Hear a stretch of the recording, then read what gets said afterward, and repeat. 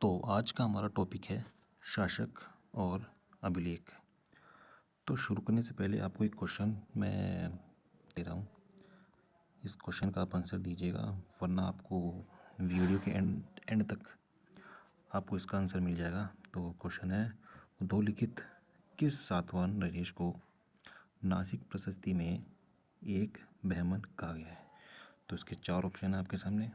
शतकर्णी प्रथम, वशिष्ठपुत्र, पुलमावी, गौतम बुद्ध, शतकर्णी और शिमुख। तो ये 4 ऑप्शन है। अगर आपको पता है तो आप इसका आंसर दो, वरना फिर एंड में आपको उसको आंसर मिल जाएगा। तो चलिए शुरू करते हैं अपना टॉपिक, जो हमारा है अभिलेख और शासक। चलिए, तो सबसे पहले हमारे सामने देखिए अभिलेख है और शासक। तो ये कुछ अभिलेख हैं जो आज हम डिस्कस करने वाले हैं। ये कुछ 7 से 8 अभिलेख हैं जो डिस्कस करेंगे, और कौन सा अभिलेख और किस शासक से रिलेट करता है ये हम आज इस वीडियो में जानेंगे। तो बेसिकली जानने से पहले मैं आपको एक छोटा सा इसका इंट्रोडक्शन दे देता हूँ। बेसिकली अभिलेख जो इंस्क्रिप्शंस होते थे वो बेसिकली क्यों कोई राजा अपना बनवाता था, लिखवाता था। तो स्टार्टिंग इसकी हमारी अशोक से हुई थी। अशोक ने हमारे इंस्क्रिप्शन को लिखना शुरू किया था, क्योंकि वो उस समय जो उनका पर्पस था वो अशोक की धम्म पॉलिसी थी, उस धम्म पॉलिसी को वो प्रमोट करना चाहता था।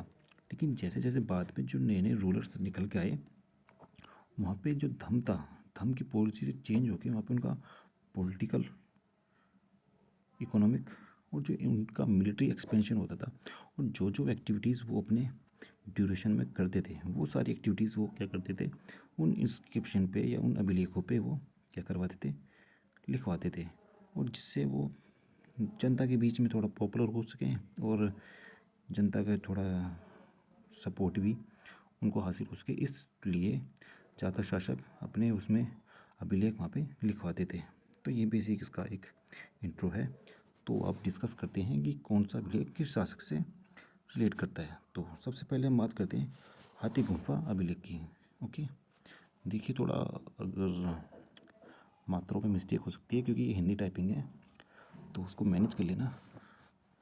तो सबसे पहले शुरू करते हैं हम हाथी गुम्फा अभिलेख। तो हाथी गुम्फा अभिलेख है बेसिकली, उसका जो शासक है वो है हमारा कलिंग राज खारवेल। खारवेल है ये, ठीक है, खारवेल, कलिंग राज खारवेल। तो इसको देखिए कैसे हम रिलेट करेंगे। हाथी गुफा, देखिए हाथी की खाल कैसी होती है, हाथी की खाल होती है काली, ठीक है। तो अगर हम बात करेंगे हाथी, अब यहाँ देखिए ये इसमें हम पकड़ेंगे खाल, हाथी की खाल, खा से खा हो गया, ठीक है। खाल कैसी है, काली, काली से यानी कलीन, कलीन, ठीक है। तो यानी कि हमें हाथी से रिलेट करना है काली, काली कैसी, खाल। तो खा से खारवेल, और खारवेल की खाल कैसी है, काली है।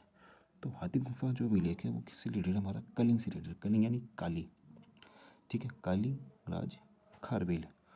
तो इससे आप इसको रिलेट कर सकते हो। नेक्स्ट है हमारा प्रयाग स्तंभ लेख। प्रयाग स्तंभ लेख हमारा समुद्रगुप्त से रिलेटेड है, ठीक है। और ये जो लिखा है इसको, स्तंभ लेख को जो लिखा है उनके, वो लिखा है हमारा हरिशेन ने। ये हमारे समुद्रगुप्त के मंत्री थे, ठीक है। अब देखिए इसको कैसे हम रिलेट करेंगे। देखिए प्रयाग स्तंभ लेख, प्रयाग आपको पता है हमारा इलाहाबाद था, और इलाहाबाद में बेसिकली हमारा गंगा और यमुना ये दोनों आपस में आके मिलती हैं, ठीक है। अब ये सपोज़ करो कि गंगा यमुना आके मिलती हैं, तो जो नदियाँ होती हैं, नदियाँ समुद्र में भी जाके मिलती हैं। तो आपको ये सपोज़ करना है कि वो नदियाँ आपस में मिल रही हैं, लेकिन कहाँ मिल रही हैं, वहाँ पे समुद्र है। समुद्र मेंशन करना है कि वो समुद्र में आके मिल रही हैं, ठीक है।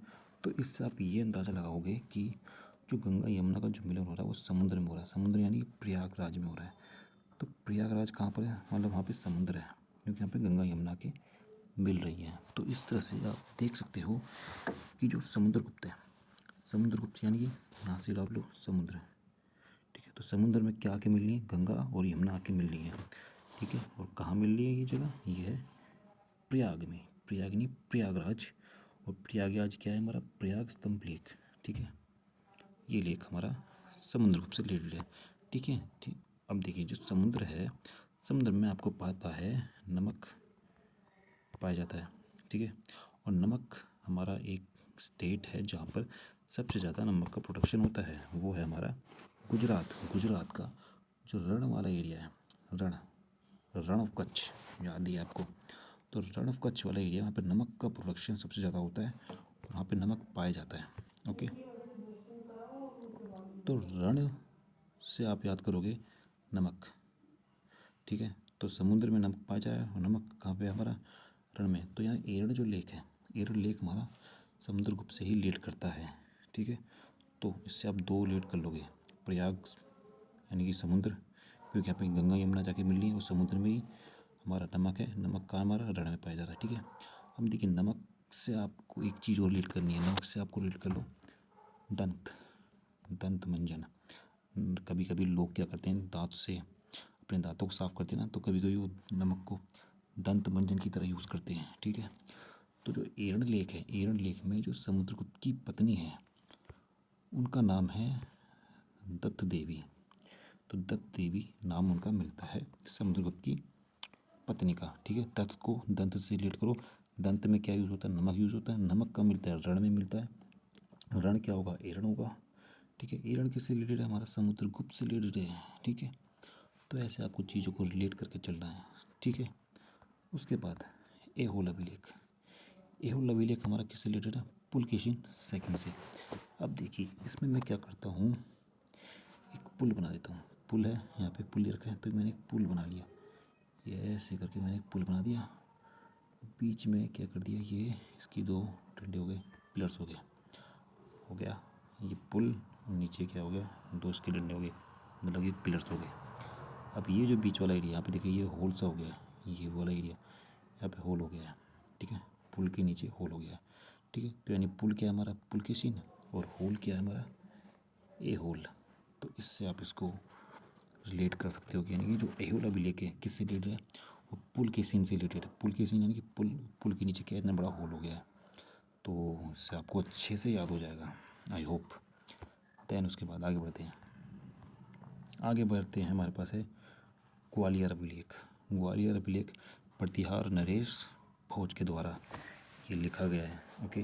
तो इसमें बेसिकली ग्वालियर को हमें कैसे एक दूसरे से जोड़ना है वो देखिए। ग्वालियर को आप जोड़िए गवाना, ठीक है। गवाना यानी है सब कुछ चला गया, ख़त्म हो गया, यानी आप खो दिया है, आपने खो दिया यानी कि आप हार गए हो, कोई चीज़ आपने गवा दी यानी आप हार गए हो, ठीक है। हार गए यानी कि प्रतिहार, ठीक है। तो गवाना यानी कि गवा देना, यानी कि हार जाना, तो हारने से क्या आएगा, प्रतिहार। तो ग्वालियर जो लेक है हमारा प्रतिहार नरेश भोज से। देखो इसमें अगर आपको और भी ज़्यादा डिटेल में जाना है तो आप इसको क्या से रिलेट करो, इसको रिलेट करो लियर को करो बियर जो नॉर्मली पीते हैं सब, ठीक है। बियर पीते हैं, और बियर आप खाली तो पियोगे नहीं, उसके लिए आपको कुछ खाना भी चाहिए, ठीक है। खाना यानी कि भोजन चाहिए आपको, ठीक है। तो बियर पीने के लिए आपको भोजन चाहिए। तो इस तरह से गवाना यानी कि हार जाना, प्रतिहार, और लियर यानी कि बियर यानी कि बियर के साथ आप भोजन भी खाओगे, तो यानी कि जो ग्वालियर अभिलेख है वो किससे रिलेट करता है, हमारा भोज से रिलेट करता है, प्रतिहार नरेश भोज के। आई होप कि आपको समझ में आ ही गया होगा। उसके बाद भीतरी और जूनागढ़ अभिलेख, ये हमारा स्कंदगुप्त से रिलेट करता है। स्कंदगुप्त से देखिए कैसे, अब देखिए यहाँ पे क्या है, कंद को पकड़ो। कंद क्या होता है, जिम्मी कंद, ये आपको याद होगा, जिम्मी कंद, यम बोल देते हैं, यम या फिर जिम्मी, जो ज़मीन के अंदर होता है, एलिफेंट फुट बोलते हैं उसे, ठीक है। वो क्या होता है, ज़मीन के भीतर उपजाया जाता है। तो कंद यानी कि जिम्मी कंद, और वो कहाँ उपजाया जा रहा है, वो ज़मीन के भीतर उपजाया जा रहा है, ठीक है। तो स्कंदगुप्त से आपको जिम्मी कंद याद करना है। जिम्मी कंद यानी कि भीतर, ज़मीन के भीतर उसका खेती होती है, ठीक है। और जब उसको बाहर निकाला जाता है तो उसको रगड़ा जाता है, जूने से रगड़ा जाता है ताकि वो साफ़ हो जाए। तो इस तरह से भीतरी और जूनागढ़ ये हमारा किससे रिलेटेड है, ये कंद से रिलेटेड है। कंद यानी कि स्कंदगुप्त, ओके। तो इस तरह से आप ये इसको रिलेट कर सकते हो। उसके बाद है हमारा जूनागढ़। जूनागढ़ की यानी कि रुद्रदामन, ये रुद्रदामन से रिलेट करता है। देखिए रुद्रदामन कैसे आपका, जब क्या होता है कि जब कोई लेडीज़ होती है वो किसी कढ़ाई को लेके रगड़े जा रही है, ठीक है, साफ़ करने के लिए, लेकिन वो साफ़ नहीं हो रही, जूने से रगड़े जा रही है। तो एक कंडीशन कैसे होती है, उसका लेडीज़ का दिमाग ख़राब हो जाता है और वो गुस्से में आ जाती है, वो उसका रुद्र रूप धारण कर लेती है, साफ़ ही नहीं हो रही। तो उस कंडीशन में क्या होगा, जो लेडीज़ है वो रुद्र रूप धारण कर लेगी, ठीक है, किसको साफ़ करने के लिए, जूने को साफ़ करने के लिए, यानी उस कढ़ाई को साफ़ करने के लिए उस चूने से वो रुद्र रूप धारण कर लेगी। तो रुद्र यानी कि जूना, जूने से रगड़ना और रगड़ते रगड़ते रुद्र रूप धारण कर लेना, तो ये रुद्र दामन, ठीक है। रुद्र दामन का जो लेख है वो हमारा जूनागढ़ से रिलेटेड है, मतलब कि जो जूनागढ़ का भी लेख है रुद्र दामन से रिलेटेड, कैसे कि जूने से रगड़ रगड़ के रुद्र रूप धारण कर लिया। ओके, तो इससे ये हो जाएगा। उसके बाद है हमारा नासिक अभिलेख। नासिक अभिलेख बेसिकली हमारा गौतमीपुत्र बलश्री और गौतमीपुत्र शतकर्णी के बारे में बताता है, ठीक है। अब देखिए कैसे बताता है, आप इसको लीजिए नासिक, नासिक को आप लिखिए नास्तिक, ठीक है, कोई दिक्कत नहीं है, ताई लगाया मैंने, कुछ ज़्यादा वो नहीं किया, चेंज नहीं किया। तो नासिक से नास्तिक।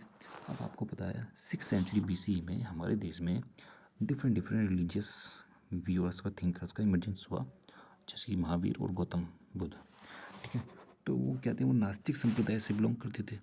नास्तिक संप्रदाय के बेसिकली जो महावीर थे और गौतम बुद्ध थे, तो महावीर को तो मैं छोड़ देना है, हमें गौतम बुद्ध को पकड़ना है, क्योंकि वो नास्तिक से रिलेटेड करते थे, क्योंकि हमारा गौतम से गौतमी हमें यहीं मिलेगा, ठीक है, गौतमी और गौतमी दोनों गौतमी है। तो नास्तिक संप्रदाय से कौन रिलेट करते थे, गौतम बुद्ध रिलेट करते थे, गौतम से गौतमी आपको पकड़ना है, और नास्तिक यानी कि नासिक। तो इस तरह से आप देख सकते हो कि जो नासिक शिलालेख है अभिलेख, वो हमारा गौतमी बलश्री और गौतमीपुत्र शतकर्णी की विजय के बारे में वो हमें इन्फॉर्मेशन देता है।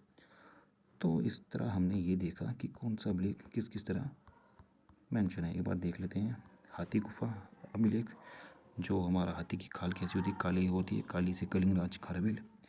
प्रयागराज, प्रयागराज यानी जैसे गंगा यमुना समुद्र में आके मिल जाती हैं, समुद्रगुप्त, और समुद्र में नमक पाया जाता है, नमक हमारा रण में ही पाया जाता है, एरण, तो ये भी सेलेक्ट हो जाएगा।